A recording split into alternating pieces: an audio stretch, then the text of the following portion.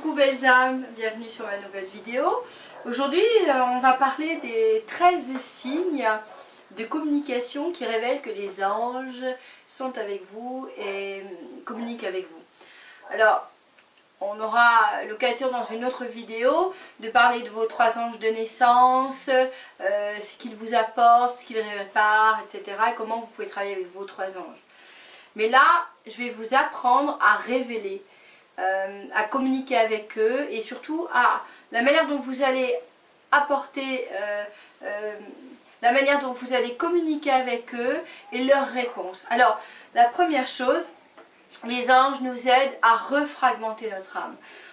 Une âme, elle arrive dans le corps d'un petit bébé avec plein d'énergie, plein d'amour et elle a besoin de communiquer cet amour et de le partager avec les autres, la famille, les amis, tous les enfants qui sont autour, etc. Et puis il y a un événement de vie qui va arriver en grandissant qui peut fracturer cette vibration d'amour et cette essence d'amour. Alors c'est ça que l'on appelle la défragmentation, qui fait que l'âme, elle se sent un peu moins présente dans le corps. Et ceux qui réparent cette fréquence et qui ramènent l'âme dans le corps, ce sont les anges et les archanges. Alors, je vais vous donner 12 signes, 13 même. 13 qui vont vous aider à repérer leur présence autour de vous. Parce que souvent les gens me disent « Oui mais moi je demande, je prie beaucoup les anges, j'ai écrit une lettre à mes anges, j'ai fait une prière, j'ai allumé une bougie, j'ai fait comme un genre de rituel et j'ai pas de réponse. » Alors les réponses elles sont toujours dans le subtil. Les réponses elles sont toujours à l'intérieur de vous mais aussi parfois à l'extérieur et c'est très subtil. Alors bien sûr, il ne faut pas après tout mettre sur le dos des anges et dire sans arrêt « Ah oui, mais ça, c'est mon ange ». Il y a quelques petits signes quand même qui permettent d'identifier que c'est eux. Le premier, et celui que j'adore, dont je parle depuis plus de 15 ans, que j'ai expérimenté, c'est la plume. La plume sur le parcours. Alors j'étais un jour dans un magnifique concert, un oratorio, et j'avais posé une question par rapport à un enregistrement de CD spirituel. Je me demandais est-ce que c'est vraiment important que tu le fasses, est-ce qu'il y a vraiment besoin de cet outil. Et ça faisait quelques jours que je demandais à mes anges de me donner un signe. Et au moment de l'attente du concert, il y a une plume qui est descendue, qui faisait un magnifique cercle, qui virevoltait au-dessus de nos têtes et qui est venue se poser juste devant moi. C'était une très belle réponse et puis après j'ai senti autre chose. Alors le premier signe c'est les plumes sur votre parcours. Alors bien sûr si vous avez qu'un chat à la maison qui chasse sans arrêt, qui vous amène des plumes d'oiseaux qu'ils ont chassées, c'est un peu tronqué. Mais on va sortir un peu du contexte et se dire voilà, dans des endroits un petit peu improbables, dans un journal, sur la voiture, un moment où on s'y attend pas. Hein. Voilà, il faut quand même rester un petit peu aussi logique. Le deuxième signe, c'est le changement vibratoire. Alors, on a un chagrin, on a une difficulté personnelle et là on se dit j'ai vraiment le besoin du réconfort de mes anges. Et là on sent vraiment une chaleur qui descend dans le cœur, c'est très fort et c'est un changement vibratoire et on sent qu'il y a du frais tout autour de nous. On sent qu'il y a une nouvelle énergie qui est présente et après un soulagement profond au niveau du cœur. Là c'est la réponse de votre ange à votre cœur, pour votre âme. Alors, je fais aussi une autre expérience, ça c'est le troisième signe des anges.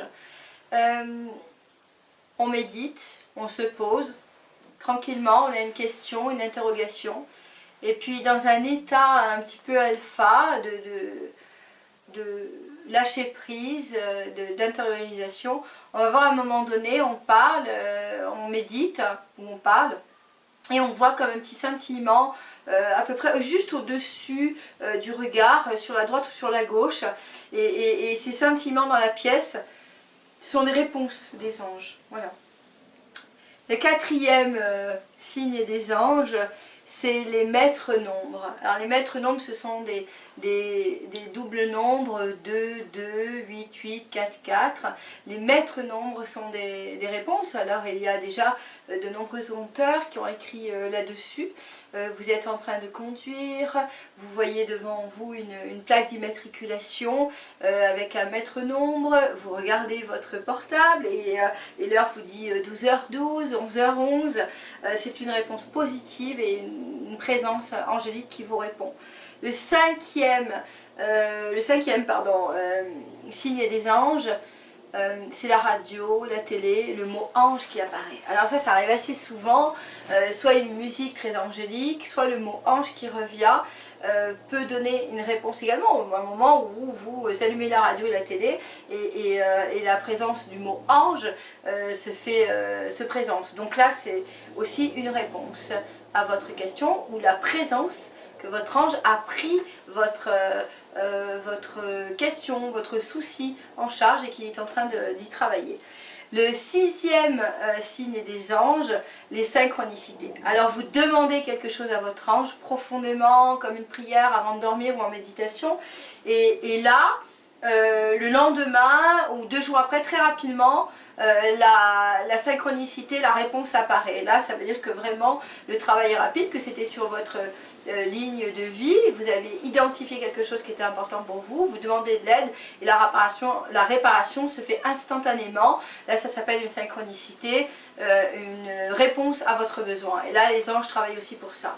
Ça, c'est fabuleux. Alors, le 7e signe des anges, c'est le rêve la nuit. Voilà.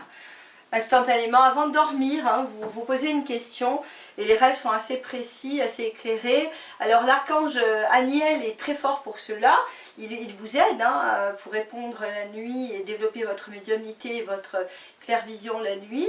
Et là, les réponses sont très claires par des objets, des situations. Vous voyez qu'il y a eu une réponse pendant la nuit. Et c'est Aniel hein, qui répond particulièrement.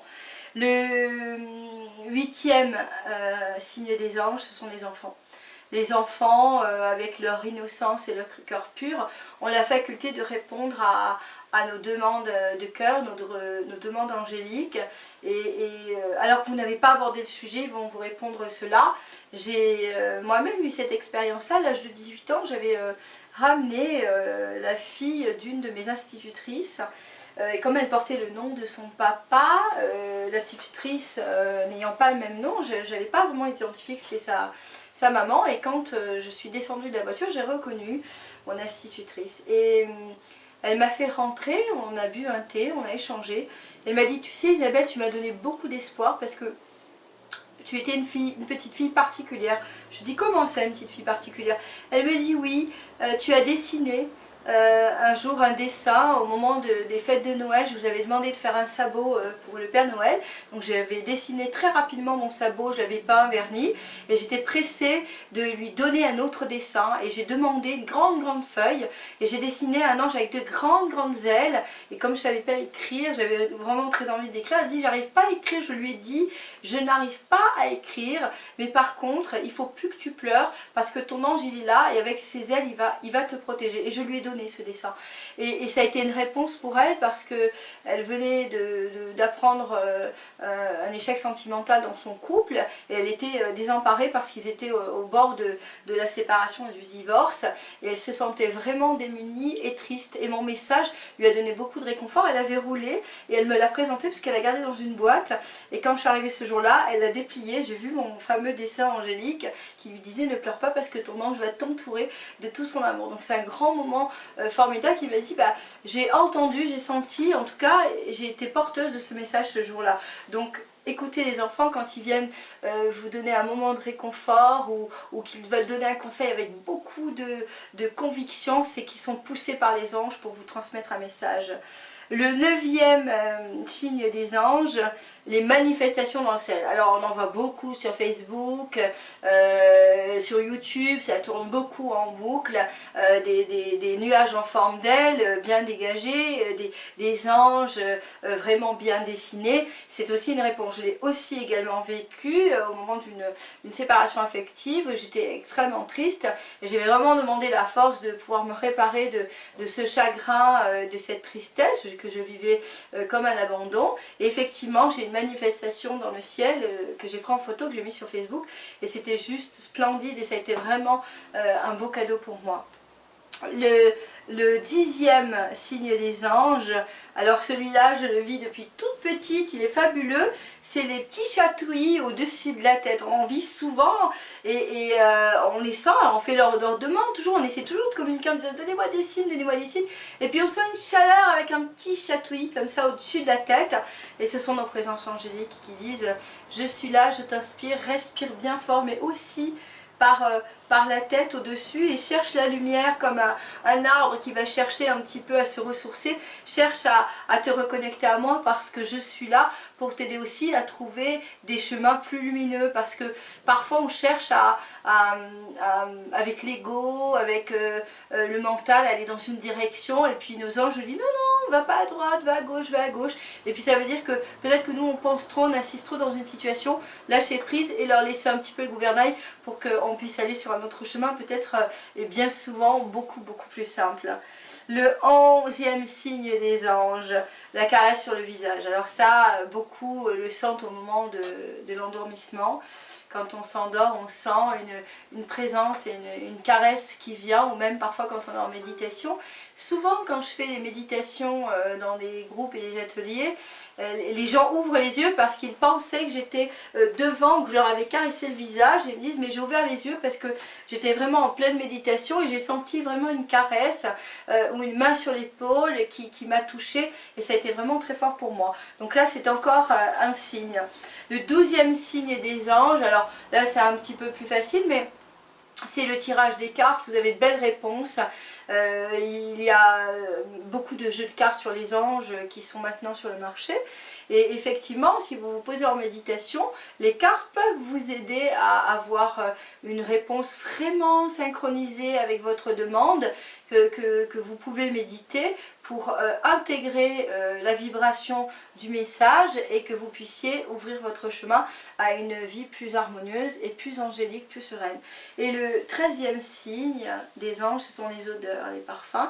Il faut savoir que chaque archange a un parfum, et quand vous sentez dans une pièce, alors vous n'avez pas allumé d'encens, que vous n'avez pas mis d'aromathérapie, et que vous sentez un parfum de jasmin traversé ou de violette, c'est parfois et bien souvent la présence d'un ange, la rose aussi également. Voilà les 13 signes des anges de la vidéo du jour. N'oubliez pas de vous abonner à ma chaîne YouTube et également à ma page Facebook. Et je vous dis à tout bientôt pour une nouvelle vidéo.